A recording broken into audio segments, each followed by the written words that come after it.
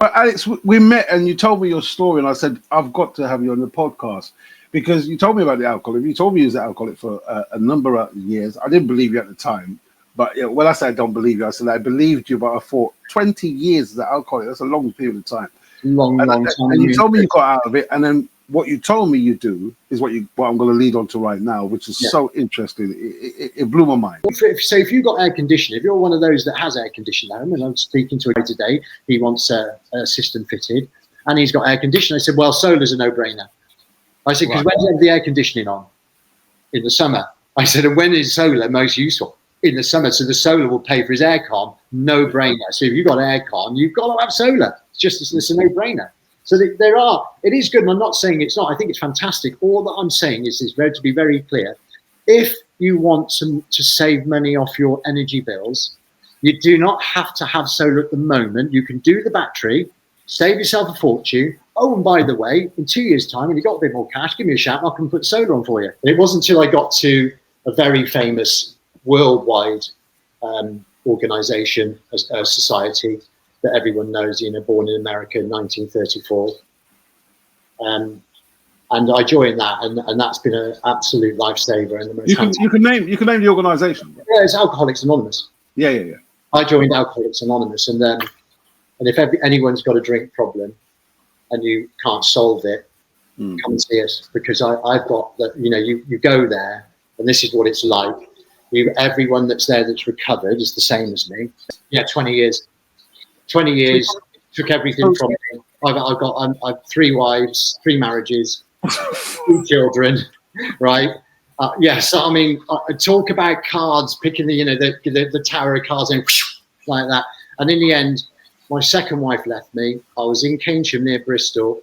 I had to sell the house to pay my bills to some unsavoury people because I owed them for certain things. And I had to sell it, or otherwise I'd have been shot. And I was literally had my carrier bag, and I was homeless. It made me homeless, and that's where it took me. I was homeless. Okay. So that's the defining moment. That was the defining moment. What are you going to do, Alex? What are you going to do? Do I jump off a bridge, or am I actually going to do something? I chose to do something.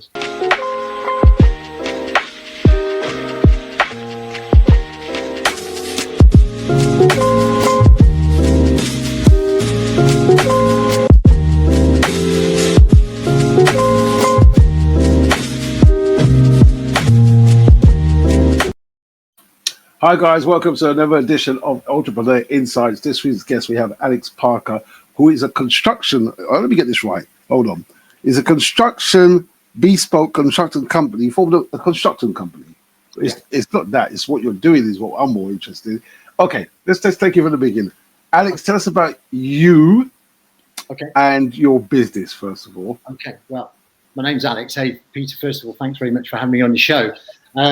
So my business, there's 2 businesses. The existing business is a construction company, and we specialise in bespoke one-off houses and very nice extensions. Generally on graded, like grade 2 homes are very common because we have that specialist knowledge for traditional products, and we bring that together with the modern techniques that we've got to use in tradition to try and keep the flavour and meet the conservation construction regulations. So we're very good at blending that in. So that's our strength. But what I needed to do with the business is to diversify a little bit. And what we were all doing, and I was just letting others do it for me, was solar energy. And I decided, well, I want to do that for myself because I'm very interested in it. I love the technology. So I formed a company called Omni Origin. And Omni Origin is... Sorry, what was the company called? Omni Origin Limited. Omni Origin. Don't ask me how I got that name because it was a long process, right? But largely because the name I wanted to start with had an infringement on the IPO and the trademark. Okay. So I got informed straight away that I couldn't use that name. So then I had to spin around for a long time getting a name, and that was the favourite one everybody liked, and I didn't mind it either. But it doesn't really specifically tell you what I do, but we can strapline that. So what that's doing is that is supplying the industry, mostly residential, with solar panels, lithium batteries, and inverters, but primarily my main interest is lithium batteries, large ones, to store your energy from cheap grid tariffs in the night to reuse during the day to save you a fortune off your bills. That's what I'm promoting. Okay, let's get back to this and let's find out how you got into this in the first place. Yeah. What did you do from school? Well, school, it was a little bit. I had quite a dysfunctional upbringing. Really, we had one or two disasters, namely a house fire that made me move to another school, and that was at critical age when we do the options. I don't know how old you are, Peter. You might not remember then, but I'm 25. I'm 25 years old. So the options, and I just didn't get in to do anything I really wanted to do because they weren't available, and with the stress of everything that happened, I just kind of went sideways in my education and became really disinterested, and probably you could say quite a difficult child at school. I didn't want to be there, but they did have a squash court, right? So the agreement was, rather than bunk off school, provided I stayed on site and I was at the squash court, they would live with it because they needed to make sure the safeguarding was there, that I wasn't just, So that's what I did. And that's what I loved, because my dad, he down the road from the school at Tewkesbury in Gloucestershire was Tewkesbury Squash Club. And I used to stay with him on weekends when I was in Nipper. And I used to get bored in the bar watching them do what his mates do, generally get pissed and have a good time. So I was down on the squash court with the lights off in the dark, as it was 10p in the meter at the time. And I just hit the squash ball. And I got really, really good at it. So my youth was developed into the squash world. People saw that I had a talent. They took a big interest in me. And I won all the county championships, all from the ages under 9s, under 12s, under 14s, under 16s, under 19s, and the men's championship eluded me because after the under 19s part, the old came into play, the booze. You started to drink a little. Yeah, well, it was a really big drinking culture in the 80s in the squash club scene. The scene was, you get in the bar, you play your hard squash. A lot of businessmen played squash, they still do. You get in the bar, and then you just generally drink a ton of beer, and then you try not to get nicked by the police on the way home. It was a bit of a game. That's what it was like, because it was a game then. It wasn't seen as a stigma like it is now, So, right.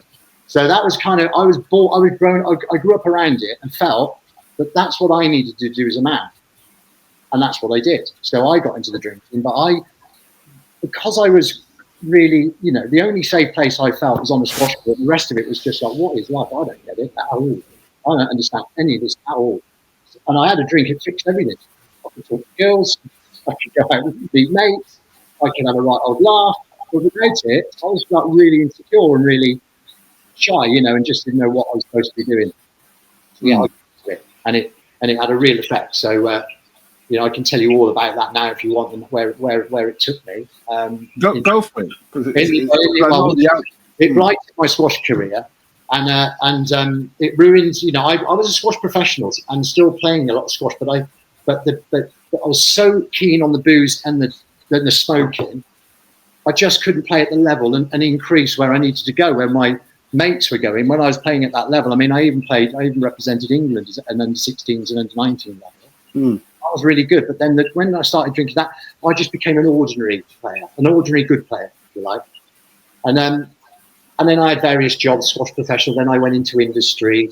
I met my first wife. That was a bit shotgun wedding, to be honest. So my first child came along, felt I needed to go and get a secure job. Went and did that in the industry, building industry supply. So from the squash, yeah, you developed a little alcohol. Well, yeah, it was there. Yeah, I've never ever drunk. I have never ever had a drink in a convivial way. Right. So your mates go out on a Friday night, you go and have a few sherbets, don't you, blow the froth off it, get a bit of headache, and then the next day you're dusted and off you go and do your life. Yeah. Just not me. Right. Me. My answer to it is, I got a headache, let's go to the pub again, and let's do it again, let's do it again. Wow. And I had a real problem with putting it down. So when I start, if somebody wants to ask me, so how do you define yourself as an alcoholic, Alex? That's really easy. When I start, I can't, don't want to, stop. Just can't. I go there with the intention to do that, but just can't do it. And the next day you wake up, how's that happened again? And the cycle was on and on and on. And I tried stopping quite a few times, and just like I said to you, I just felt wretched. Didn't enjoy life without it. So there's your problem. I couldn't see life. I knew life was a problem with alcohol, but it was even worse without it. And that's the kind of place it took. And in the end, so on and off, I took 3 years out because I hadn't won the men's championships, right? Gloucestershire men's. And I needed to win that because my ego was so big, I had to go and get that. So I went and lived with a friend in Cirencester, which is an old people's town, really. Sorry, Siren. But it is. Yeah, it's a really very sort of Cotswold quiet town, and I got straight, and I trained, and I got back to full fitness athlete. Yes, and I won the county championships, and I won some other things, and I got an injury. I bust my ankle playing squash. I don't know how I did it, to be honest. I didn't turn it, just went.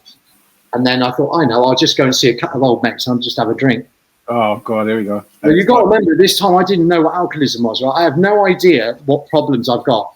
And I thought it'd be all right. And how old was you at the time now? Now I'm about 23. 23 years old. 23, 24, something like that. And did you have a child? Are you married yet, or you're not married? Not at that point, no. Not at that point. So you're 23 years old. You've just won the championship. You've done well for yourself in terms of tennis. And gone back and celebrate with the boys. Yeah, and literally within 2 weeks, I was on 10 beds and edges, and drinking the same. Within 2 weeks, it was like drinking at the same level, and I still hadn't clicked that it was an issue with that. I've got a problem. I just saw it as that's what I do. I love it. That's the way I do. I'm a man. I drink loads. And like bollocks that goes with that. And that continued. I mean, for the next 20 years. And 20 more years. Yeah, 20 years. 20 years took everything from me. I've 3 wives, 3 marriages, 2 children, right? So I mean, I talk about cards, picking the tower of cards and like that. And in the end, my second wife left me. I was in Keynsham near Bristol. I had to sell the house to pay my bills to some unsavoury people because I owed them for certain things. And I had to sell it all, otherwise I'd have been shot. And I was literally had my carrier bag and I was homeless. It made me homeless, and that's where it took me. I was homeless. Okay. So that was the defining moment. That was the defining moment. What are you going to do, Alex? What are you going to do? Do I jump off a bridge, or am I actually going to do something? I chose to do something. What did you do?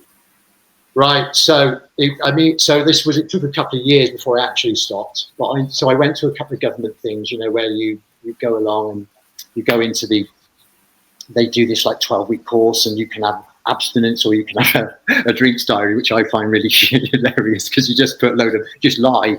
We call it the lie diary. How many beers? How many units have you had? Oh my God. None.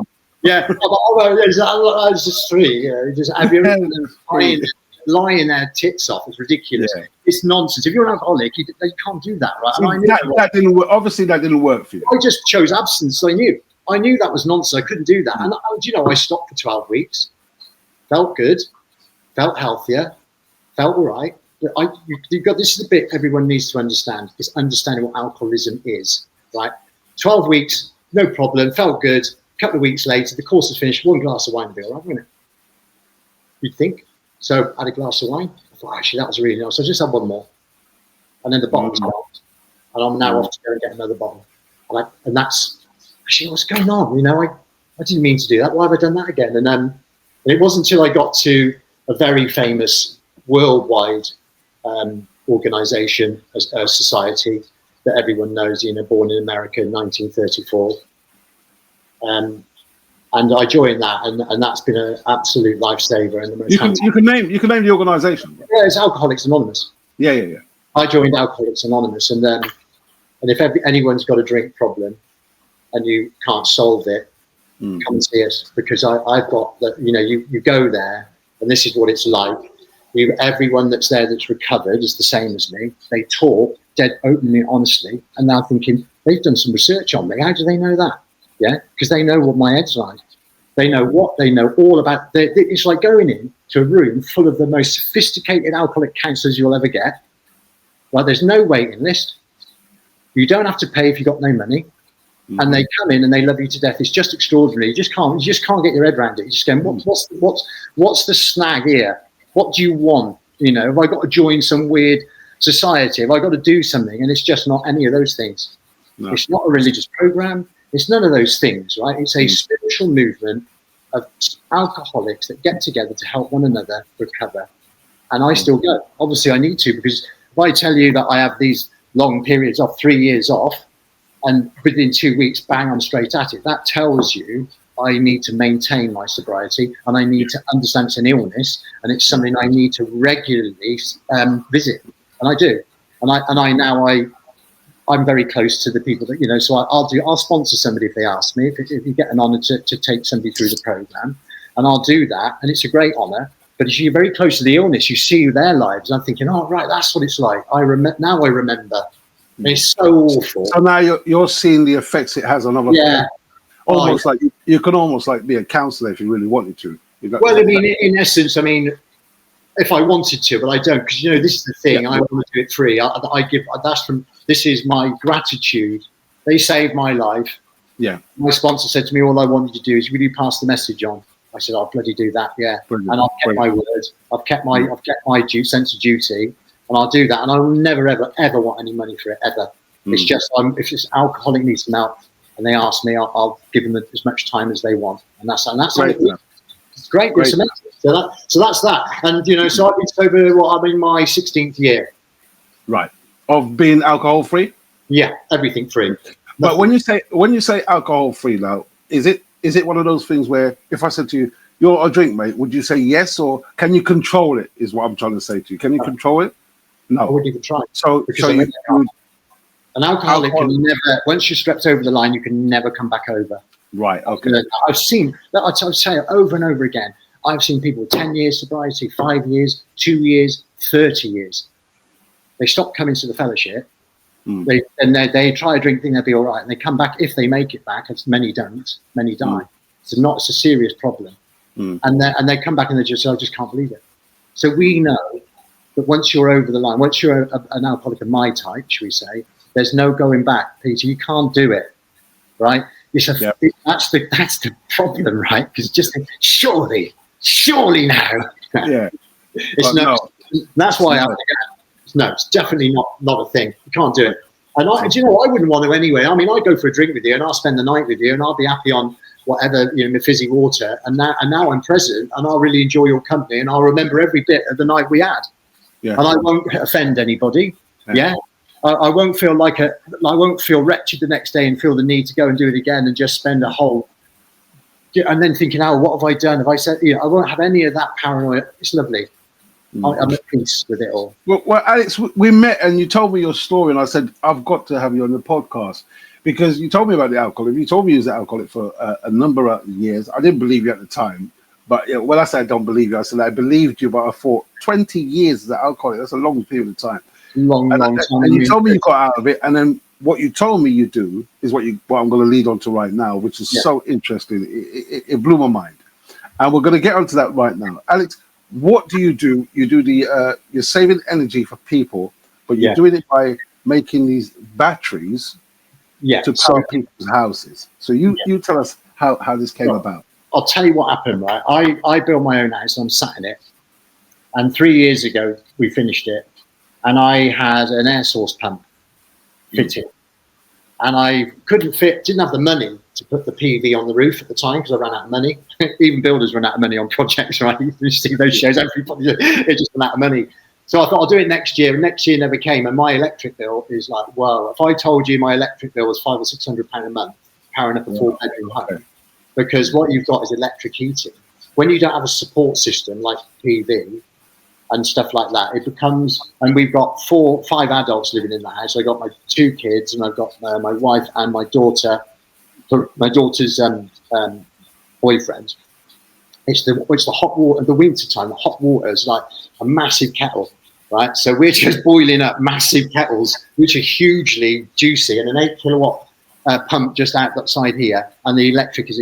I thought, well, how do I deal with this? So I looked at the PV, and that's 11 years to get a return on my investment. That's too long. I'm not doing that. I thought, I know, why don't I just get a really big battery, and then charge it on my EV tariff overnight. So we import the batteries, and there I've got 30 kilowatts coming at the moment, and another 15. So I'll have 45 kilowatts of battery space, and they're stored outside because they're IP66. They need to be inside, but they're quite big. Can you imagine a sort of a panel about the size of a fridge times 3? That's the kind of thing we're looking at for me. But you can get different designs. But I'm extraordinary because the amount I use. Most people only need the one panel, the one setup. And I thought I'll do that. And now I charge the batteries up at 7 pence a kilowatt between midnight and 5 a.m. Right, and then I use all that energy during the day. And instead of paying, I had my fixed rate at 28 pence a kilowatt, and now it's 7 pence a kilowatt hour. So you can do the maths. It's 70%. Yeah. And I thought, hang on a minute, why is everybody getting murdered on their electric bills? Wouldn't this be a good thing if I could get that out to you guys and say, well, look, and the return on the investment on the batteries without the PV, you do not need the PV. I fit it and I think it's fantastic, but if you can't afford it or it doesn't work, the battery is a return on your investment of 4 years to 5 years. My PV, with anybody's PV, would be 8 years at best, maybe 10 to 11 years in my case, right? So when you're looking at the return on investment of under 5 years and a spend on average of £5,000 instead of £10,000 or £8,000, it becomes a little bit more achievable for people. Yeah. So that's what I'm up to, and I'm saying, look, PV's great, of course it is, but if you want to save money, I can help you with that. And that's really my passion about it. I just want to try and say to them, look, it's worked for me, I can prove it. Would you want it to work for you? And that's really how this was born out of my own frustrations, really, and my own experience, just thinking this is a no-brainer. And that's so one of the questions I asked you is how does it work for flats? Yeah, it's a good point. It can work for flats, but so a flat won't take a big battery, right? It just wouldn't need a big battery. The issue is what you've got to do is you know where you've got the meter that comes in from the outside. You've got the meter, and then you've got your fuse board, consumer unit. Those two we need access to. So provided we can get access to your meter, depending on how the flats are divvied up, if you've got your own meter, which you probably will have because they've got to give you a separate bill now, and usually they're all smart meters, right? So if you've got a smart meter, I can get onto your smart meter and get to your consumer unit with reasonable ease, then we could do it. It's easy. Just because you'll just need a utility room space. You will need an indoor space, won't you? But you're going to be looking at probably an inverter about so size, and then a battery about so. You'll probably need about, I'm going to say 600 wide, and I'm going to say about maybe 700 or 800 tall on the wall hung. Yeah, that's all you need. Is this legal? It's legal, isn't it? Yeah, it's perfectly legal. Yeah. I mean, low tariff. When you look at the low tariffs, and the reason they're there in the middle of the night is because they have to get rid of the energy. They can't store the energy at the grid, right? They can't keep it. Once it's there, they got to get rid of it. They got to spend it, right? But the wholesale price comes in. Octopus Energy, which is a fantastic company, although they're getting up my nose at the moment because they seem to be mullering in the entire electric business, including solar fitting. But they are a fantastic company. I really like Greg, the owner. He is an impressive fella. If you listen to him, he's right. He's all over it, and he knows an awful lot about the business. And you can get tariffs for 11p. You get EV tariffs, but you have to have an EV with Octopus. With all of them, you need an EV car. So if you haven't got an EV, you can still get like 11 pence tariff. So it's called, I think it's Octopus Intelligent Go or Agile. They do so many tariffs, right, that suits your needs. So they're great. So you just look at that, and depending on what your setup was, and we would gear it towards that, and you just get the thing. Everything's intelligent at the time, so it'll just take the import at the time you want to set it to, depending on the tariff that you've got and when you need to get that energy in. And the beautiful thing about battery storage is what you don't get with a solar system per se in the norm is when the lights go out. And let me tell you, I guarantee this to everybody that listens to this, you are going to see a lot more outages. And the reason you're going to see more outages is because when you look at renewable energy, it's DC current, the windmills, solar, DC current. And our grids were made a long time ago for AC current. And you need to balance the frequencies, right?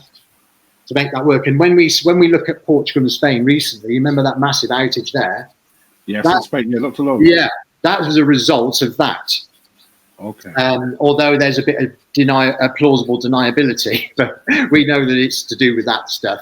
And we've also got sabotage going on, and I don't know what that's all about. It's a bit weird. But then we've got storms, and quite often you'll see the north of the country knocked out for God knows how long because there's big storm, what's its name's come through and wiped it all out. So you store the energy in there, you've got your lights on, right? So if you have a 10 kilowatt battery, so for a flat it would be a bit more difficult. But so the bigger the battery we can get you in, you can fit in a flat. Let's take a flat for example.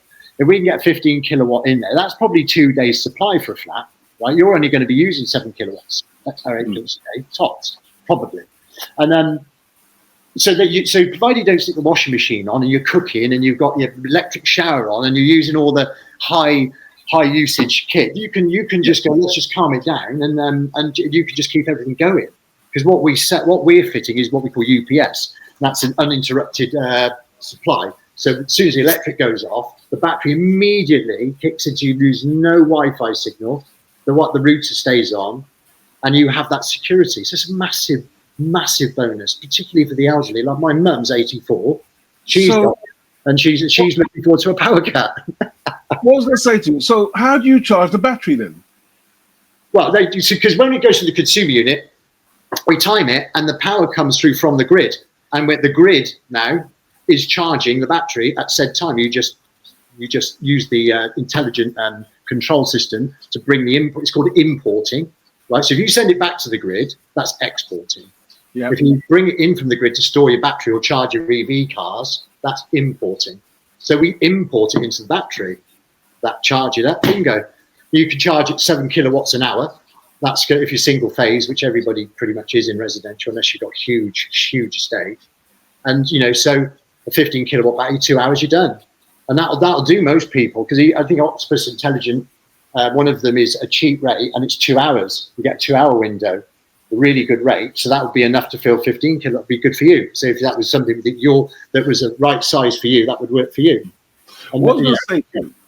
This what you're telling me, right, is something that companies might be really interested in. But if you start, it's just like the medical industry, the pharmaceutical industry. When you come along and you say you don't need medicine, you just need to be healthy and natural herb, they don't really like that too much. No, so that's it. I agree.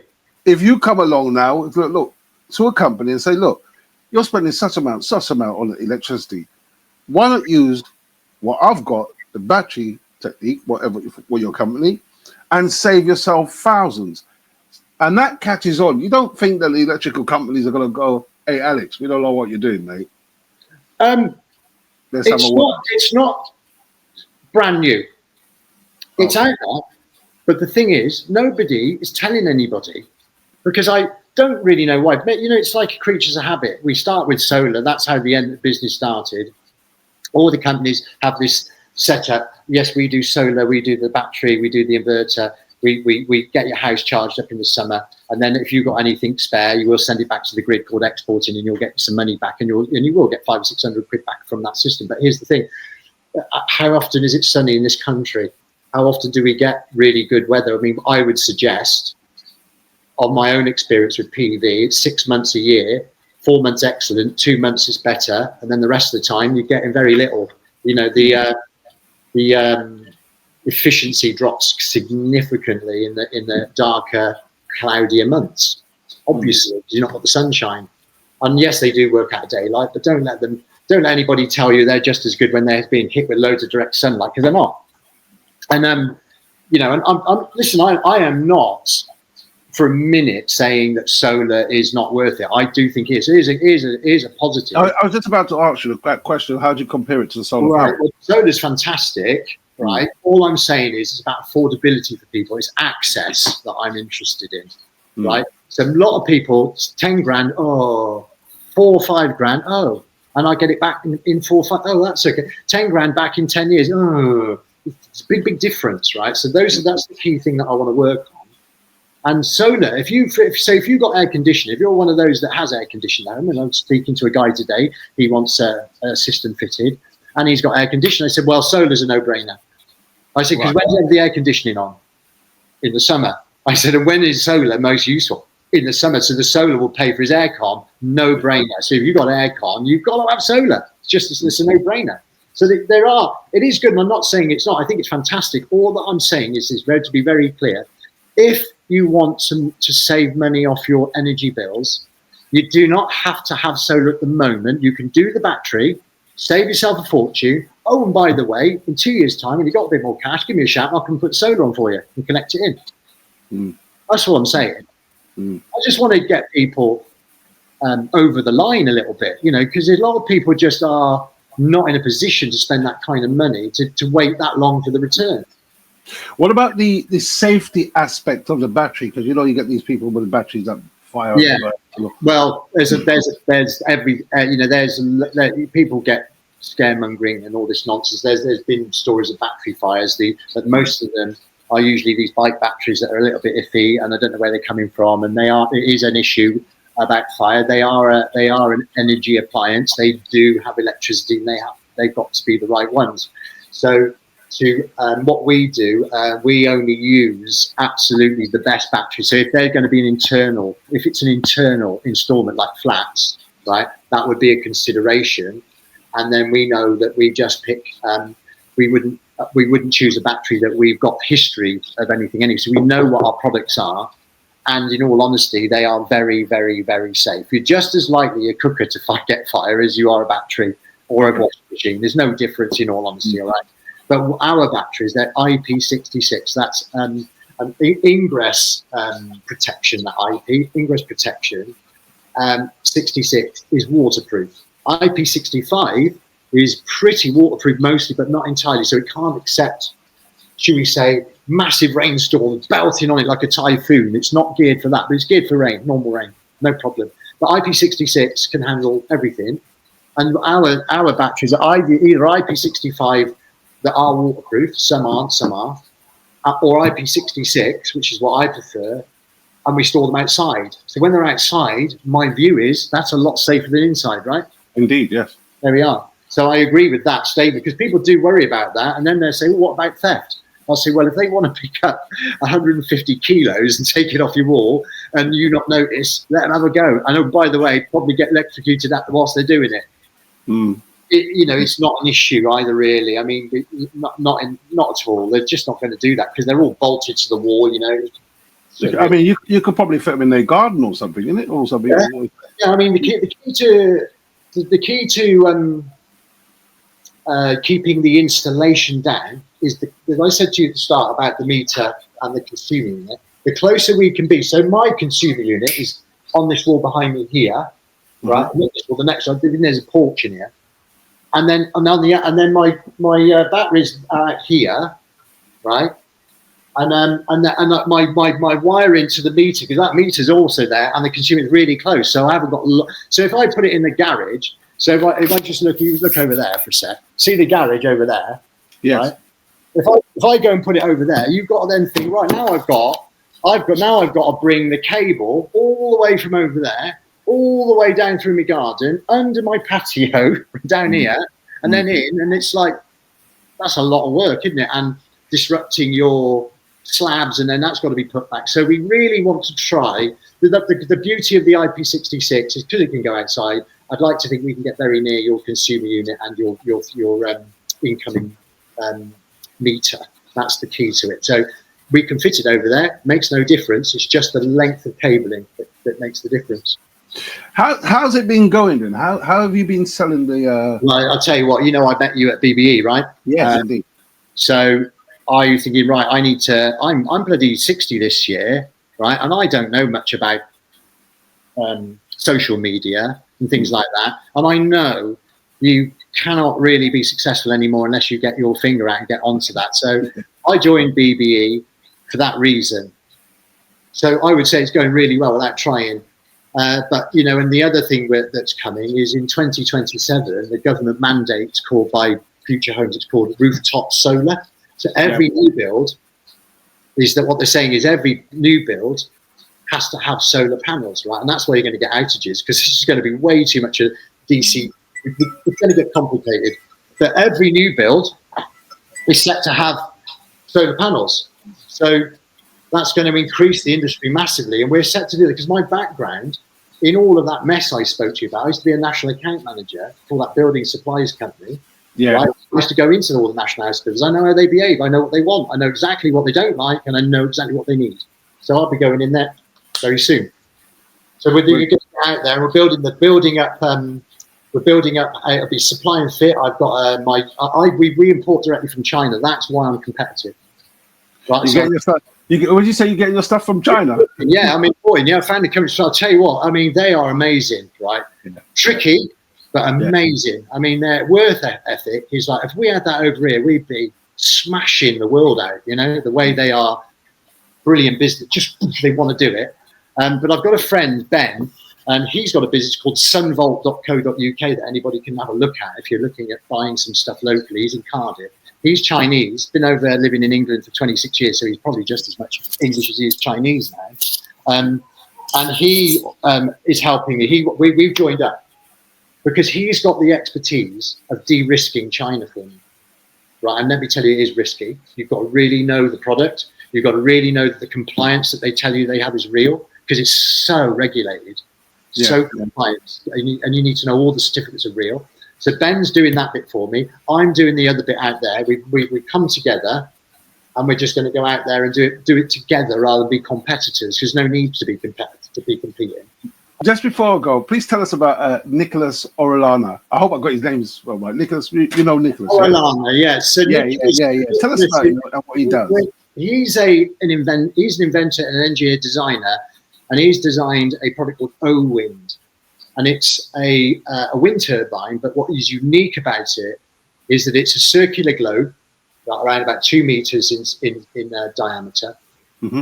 And it's specific for urban areas in a city, because it uses the buildings, when wind hits buildings and it goes out and swirls and comes down from the top and then up from the bottom. That's its best use. And it's an amazing bit of kit. So it's made for the towns, so we can get wind energy in towns. It's relatively inexpensive. And I'm working with him we've approached my council here. We're presenting to them in a couple of months. I'm going up to see him on the 7th. He's in Doncaster. Right. I'm going to understand the product a bit more, because I really need to understand it. I want to talk about it. And then I'm going to join up with him. And this is just a venture of my pure interest with a man that I just think, wow, this is a brilliant bit of kit, and he needs some help. What he doesn't have is what Ben doesn't have, right? He doesn't have the expertise of construction, planning, talking to councils, consultants, engineering, all of those things that you need. If you're going to put something in the public, if you're going to put it on a pole, 15-meter pole, or you're going to put it onto a building, you need to really understand how all that works. So I can help him there, and I've offered to do that for him. So that's a little side ditty of just pure interest. He needs some help. He's young. He's inspirational. He deserves that. He deserves people to just come and help him.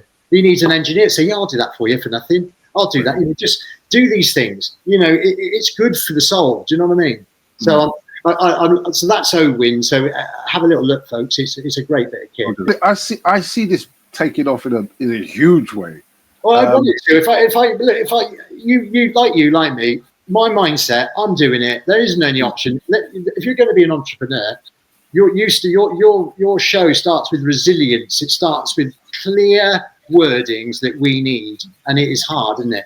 Because I'm on my own, and sometimes I just think, am I ever going to? Is it going to be all right? Am I doing the right thing? What's happening? They're overwhelmed. But BBE helped me with that. Guys like you helped me with that. I'm going up this week. I think it's on Monday. Hopefully you're there. Yeah. And and everybody will say, yeah, I know what you mean, Alex. It's a bit like me going to AA, isn't it? Yeah, I know what you mean. Yeah, but in business, get me medicine in business. Alex, I swear, like I said to you, this has got some huge potential for everyone. Where can they find you in terms of on your socials? I mean, you mentioned you're doing. So I mentioned I'm just branding. So whilst it's Omni Origin Limited, they need to find me on my website, which is Parker, as in nosy, SW, that's Sierra Whiskey, and Limited, fully spelled, Parker SW Limited, LIMITED.com. And if they go on there, they'll see my website. And on there, my email is parkerswlimited@gmail.com. So there's a website, all fully spelled. So that's LIMITED. Drop me an email. I'll be happy to help or advise anybody, point them in the right directions, whatever they need. If they just want to ask questions, that's absolutely fine. And my phone number is 07748 212 497. Just pick up the phone. Just ask me what you need to ask, and I'll put you right. I want you to have the right kit.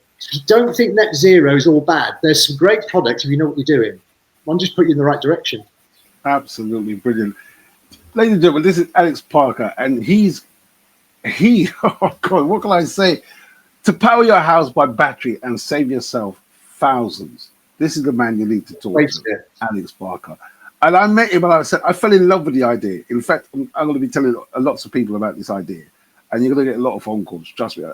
I just can't see it failing. I hope so. I mean, I want to help people. Yeah, indeed. Indeed. Ladies and gentlemen, let's give it up for Alex Parker. Thank you so much, brother. It's been a pleasure. I love your comedy. I love what you do, and I look so forward to seeing you over in Stansted. And thanks very much for having me on the show. It's been a pleasure.